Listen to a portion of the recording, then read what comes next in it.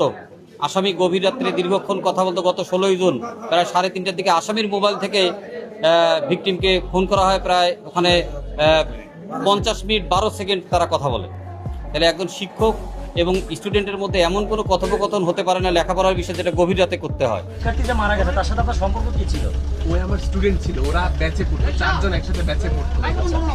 তো এখন দেখা গেল যে ওই আমাকে পছন্দ যখন করতে, এটা যখন আমি টের পেয়েছি তখন আমি ওই ব্যাচ থেকে বের হয়ে আসছি। এই নুসরাতকে 3 মাসে 118 বার কল দিয়েছে শিক্ষক সাকিন।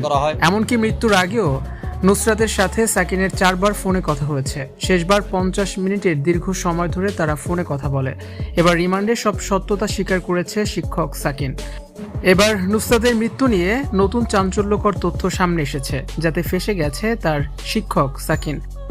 মামলার তদন্ত কর্মকর্তা জানিয়েছেন, ছাদ থেকে পড়ে যাওয়ার ঠিক আগে অভিযুক্ত প্রাইভেট শিক্ষক সাহারিয়ার আহমেদ সাকিনের সঙ্গে নুসরাতের 4 বার ফোনে কথা হয়। এছাড়া গত 3 মাসে তাদের মধ্যে মোট 118 বার ফোন আলাপের তথ্য পাওয়া গেছে। যদিও সাকিন দাবি করেছিলেন এই সময়ে 3 মাসের মধ্যে তাদের মধ্যে কোনো যোগাযোগই ছিল না।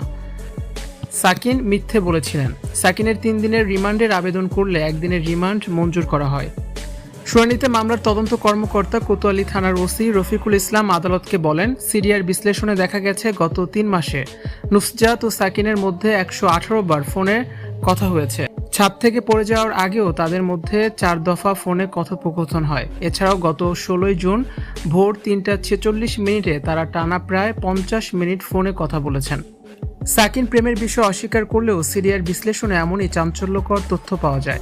গত 22 জুন বিকেলে রংপুর নগরের পায়রা চত্বর এলাকার নর্থ ভিউ হোটেল অ্যান্ড রেস্টুরেন্টের ছাদ থেকে পড়ে যায় নুসরাত। ছাদ থেকে পড়ে যাওয়ার ঠিক আগ মুহূর্তে নুসরাত তার মোবাইল ফোনটি ফ্যাক্টরি রিসেট করেছিলেন। ফলে ফোনে সংরক্ষিত তথ্য সরাসরি পাওয়া না গেলেও সিমের কল ডিটেইলস রেকর্ড সিডিআর বিশ্লেষণ করে নুসরাত ও সাকিনের মধ্যে নিয়মিত যোগাযোগের এই সুনির্দিষ্ট প্রমাণ পেয়েছে পুলিশ।